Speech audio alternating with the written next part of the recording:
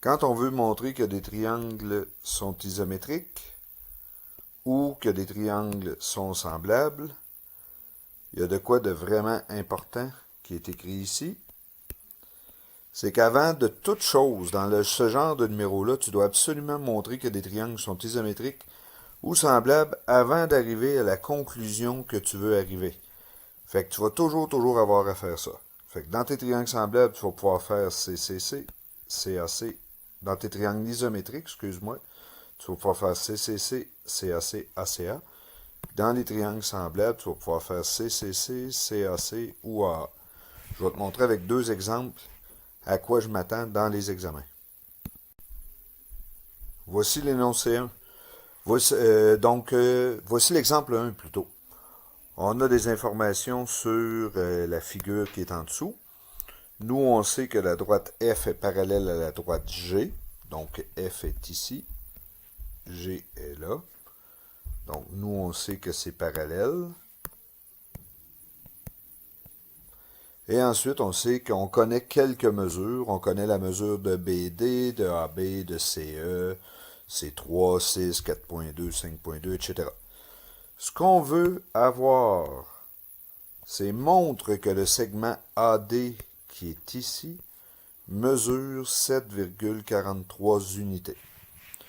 Fait que première chose à faire, comme je t'ai dit dans la première diapo, il faut montrer absolument que nos triangles sont semblables.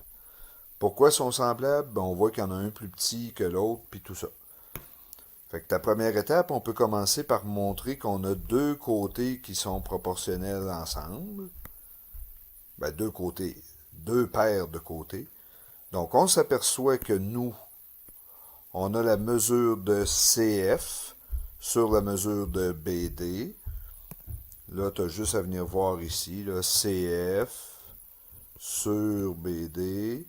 Est-ce que c'est égal à CE sur AB? Fait qu'on prend notre calculatrice, puis on pitonne. On s'aperçoit que oui, ça nous donne 7 sur 10 ou 0,7, ça reviendra au même. Fait qu'on s'aperçoit donc que les mesures des côtés homologues sont proportionnelles. Deuxième étape, il faut trouver deux angles qui sont pareils. Lesquels angles qu'on va utiliser? Ben là, comme on a pris CC ici, tu n'as pas le choix, il faut que tu prennes l'angle B qui est là. Comme on a pris CC ici, tu n'as pas le choix, il faut prendre l'angle qui est là. Fait que là, pourquoi que mon angle B et mon angle C sont isométriques? Ben là, on va l'écrire. L'angle DBA est isométrique à l'angle ECF. Tantôt, on a dit qu'on avait deux droites parallèles. Dès qu'on a des droites parallèles, c'est sûr que tu vas avoir besoin de angle alterne externe, alterne interne, correspondant et tout ça. Ben là, on s'aperçoit que ce sont des angles alternes externes isométriques. Qu'est-ce qu'on vient de faire? Ben, on vient de montrer que nos deux triangles sont semblables par CAC. Donc, on a vérifié qu'il y avait deux paires de côtés proportionnels, puis un angle pareil entre les deux. Fait que là, comme on vient de montrer que les triangles sont semblables, on a le droit de poser une nouvelle proportion. La nouvelle proportion, c'est celle-ci. Moi, je vais faire... Viens voir ici, là. Moi, je vais mesurer la mesure de EF, qui est ici, sur la mesure de AD que je ne connais pas. Est-ce que c'est supposé être égal à CE, qui est la mesure ici, avec la mesure AB, qui est ici? Pourquoi qu'on peut dire ça? Ben, c'est parce que dans les triangles semblables, les mesures des côtés homologues sont proportionnelles. Fait qu'on peut poser cette proportion-là. Moi, dans les examens, ce que je m'attends de voir, c'est seulement ce calcul-là. Si ça t'aide, tu peux faire la première ligne, mais tu n'es pas obligé. Moi, ce que tu peux écrire, c'est 5.2 sur la mesure que je cherche égale 4.2 sur 3. Tu fais ton produit croisé. Tu trouves que ton côté AD vaut 7.43. Tu viens de montrer que le segment AD mesure bien 7.43. C'est la seule manière de faire ça. Ça me prend à peu près ces étapes-là. Puis comme je t'ai dit tantôt, la première étape de tout, c'était de montrer que tes deux triangles étaient semblables. Une fois qu'on a montré que les triangles sont semblables, tu es capable de justifier pourquoi que la mesure vaut cette mesure-là. Je te donne un autre exemple avec des triangles isométriques. Donc, voici l'énoncé 2, l'exemple 2 plutôt. J'ai des informations concernant la figure qui est ci-dessous. Les deux premiers énoncés, quand on te met que les points sont alignés, c'est juste pour que tu comprennes que c'est deux lignes droites. Donc, on a la ligne droite ABF et la ligne droite DBE. Donc, ça, on peut quasiment l'oublier une fois qu'on l'a lu. C'est juste pour savoir que c'est en ligne droite. Fait que la 2, on va monter. Moi, je sais que B est le point milieu du segment AF, le triangle ABD est rectangle, mais l'autre triangle, je ne le sais pas. Donc, même si ici, ça semble être un angle droit, on n'est pas certain que c'est un angle droit. Après ça, on connaît quelques mesures, donc j'ai écrit que les mesures sont connues ici.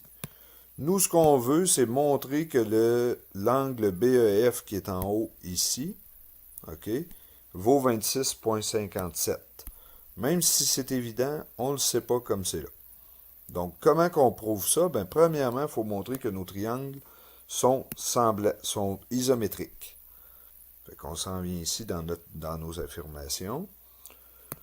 Là, j'embarquerai pas trop dans pourquoi puis tout ça, mais la première chose, moi, que je vois ici, c'est que je pourrais trouver la mesure de BD, qui est dans le triangle de gauche, en faisant Pythagore. Donc, je vais numéroter cette étape-là, numéro 1. Fait que moi, vu que je vois que je peux faire Pythagore, ben, je vais prendre la peine de le faire. 6,32. Une fois que j'ai trouvé mon 6,32, ça me donne une piste qui fait que je peux le faire par CAC pour montrer que mes deux triangles sont pareils. Fait que la première étape que je vais faire, je vais dire que la mesure de AB est égale à la mesure de BF est égale à 3,16 parce que GB est le point milieu de AF. Fait que je peux venir mettre 3,16 ici. Deuxième étape que je peux faire que l'angle ABD, qui est l'angle droit que je connais, est égal à l'angle EBF parce que ce sont des angles opposés par le sommet qui sont isométriques. Et j'aurais pu écrire aussi la mesure de l'angle ABD égale la mesure de l'angle BF égale 90 degrés. Je vais prendre 2 minutes pour expliquer la différence entre les deux. Des angles sont isométriques entre eux, mais des mesures sont égales entre elles. Donc, c'est une différence qu'il y a à faire attention quand vous faites vos démonstrations. La quatrième étape, je peux dire que la mesure de BD est égale à la mesure de EB, qui mesure 6,32. Pourquoi? Ben, par hypothèse, parce qu'au départ, ils me l'ont donné une des mesures, et 1. Pourquoi je mets 1? Parce que je me suis servi de l'énoncé 1 qui me disait que ça valait 6,32 ici. Fait que ça, c'est une manière d'expliquer pourquoi je sais que ça vaut 6,32.